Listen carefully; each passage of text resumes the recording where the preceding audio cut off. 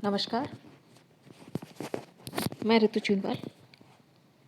हमने पिछले वीडियोस में आपको बताया था भारतीय संगीत के प्रचार प्रसार में आकाशवाणी, दूरदर्शन और संगीत नाटक अकादमी का क्या योगदान रहा। हमने अलग अलग आपको बताया कि क्या क्या योगदान रहा दूरदर्शन और संगीत नाटक अकादमी और आकाशवाणी का।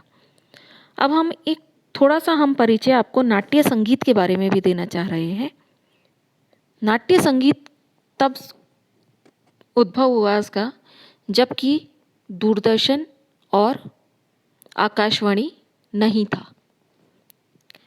फिल्मों से पहले समाज में नाटकों का प्रचार था।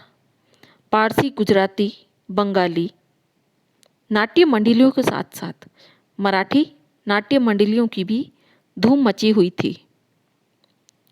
हम ये कह सकते हैं कि पहले जब दूरदर्शन नहीं था, रेडियो नहीं था, तो लोगों के मनोरंजन का एकमात्र साधन नाट्य मंडलियां ही थी। जब दूरदर्शन नहीं था तो फिल्मों का प्रचार प्रसार भी कैसे होता, रेडियो पे प्रोग्राम किस तरह से आते। तो इसलिए अलग अलग क्षेत्र की अलग अलग नाट्य मंडलियां बनी हुई थी। संगीत नाटक का एक अभिन्न अंग था। केवल संगीत के लंबे कार्यक्रम श्रोताओं को उबा देते थे और संगीत विहीन नाटक बड़ा रूखा प्रतीत होता था। इसलिए नाटकों के साथ साथ संगीत और नृत्य घुलने मिलने लगे। संक्षिप्त में हम आपको यह कह सकते हैं कि केवल संगीत की अगर बड़े बड़े कार्यक्रम चलते रहते हैं तो वह श्रोताओं को उबाने लगते हैं, और अगर कोई नाटक चल रहा है और पीछे कोई बैकग्राउंड म्यूजिक भी नहीं है तो वो भी अच्छा नहीं लगता है। और नृत्य तो बिना संगीत के हो ही नहीं सकता। इसीलिए यह तीनों एक दूसरे के पूरक है और इनमें संगीत सबसे महत्वपूर्ण रहा, क्योंकि संगीत के बिना ये दोनों ही अधूरे प्रतीत होते थे। इसीलिए संगीत इनके साथ में घुलने मिलने लगा। महाराष्ट्र में नाट्य संगीत का अभ्युदय होता गया, क्योंकि इसे बड़े बड़े शास्त्रीय गायक वादकों का सहयोग मिलता रहा, जो इस काल में अधिकांश इसी प्रांत में थी। मराठी चैनल में अध्या मन भावना का अधिक विकास था।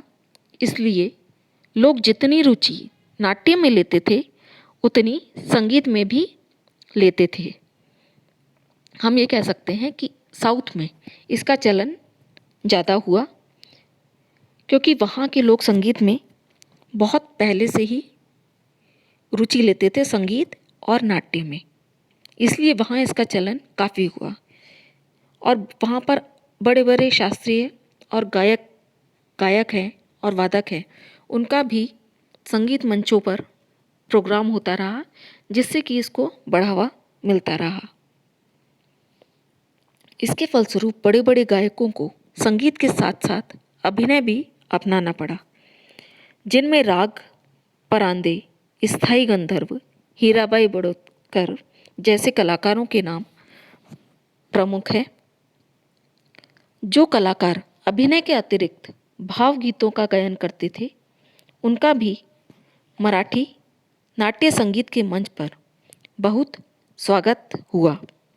कई कलाकार ऐसे थे जिन्होंने संगीत के साथ साथ नाट्य को भी अपनाया, जिसमें कई कुमार गंधर्व है जिनका बहुत ही प्रचलित माना जाता है, और हीराबाई बड़ौदकर हैं जिनका भी बहुत नाम रहा, और कई जो हैं गायन में ही पारंगत थे, परंतु उनके जो भावगीत थे उनके द्वारा वे गायन करते थे, तो वह भी बहुत प्रचलित हुए। भावगीत और भक्ति गीत के नवसृजन से नाट्य संगीत का मंच समृद्ध होने लगा, जिसका प्रभाव आज चित्रपट संगीत के गुण में भी कम नहीं हुआ। अक्सर भारत में मुस्लिम प्रभाव के कारण गज़ल, दादरा और ठुमरी का विकास हुआ, तो महाराष्ट्र के बड़े बड़े संगीताचार्य शास्त्रीय गायन के बाद नाट्य संगीत का प्रचलन करने लगे। इस प्रकार मराठी नाट्य संगीत भारतीय संगीत में गज़ल, ठुमरी आदि की भांति स्वतंत्र अस्तित्व लेकर उभरा और इसी से नाट्य संगीत की एक ऐसी नई शैली का जन्म हुआ जिसे संत परंपरा की देन माना जा सकता है। मुस्लिम जो आए यहाँ पर, उनके द्वारा गज़ल, ठुमरी आदि का जो विकास हुआ, परंतु जो नाट्य कलाकार हैं, मराठी नाट्य संगीत, उन्होंने अपनी कला को इस पर हावी नहीं होने दिया। उन्होंने अपने मराठी नाट्य का जो प्रभाव है वह उसी प्रकार रखा। तो गज़ल, ठुमरी आदि के साथ साथ नाट्य संगीत का भी स्वतंत्र अस्तित्व रहा और यह आज भी प्रचलन में है। नाट्य संगीत शास्त्रीय संगीत की समस्त विशेषताओं से अलंकृत है और भाव प्रधान होने के कारण मानव को उत्कर्ष की ओर ले जाता है। इसलिए संगीत जगत में उसने बहुत ही शीघ्र अपना सम्मानपूर्ण स्थान बना लिया। हम ये कह सकते हैं कि जब कुछ भी नहीं था, रेडियो, आकाशवाणी, दूरदर्शन कुछ भी नहीं था, टीवी, तो नाट्य संगीत ही ऐसा माध्यम था जिसके द्वारा मनोरंजन किया जाता था। और उसमें भी मराठी संगीत ने दक्षिणी संगीत हम ये कह सकते हैं, उन्होंने अपना एक स्वतंत्र अस्तित्व रखा और इस परंपरा को आगे बढ़ाया और इस कला को एक अपना सम्मानपूर्ण स्थान दिया। तो हम ये कह सकते हैं कि सबसे पहले नाट्य संगीत का उद्भव हुआ, फिर उसके बाद रेडियो, फिर दूरदर्शन, आकाशवाणी और उसके बाद इन सभी कलाओं को इकट्ठा करने के लिए संगीत नाटक अकादमी का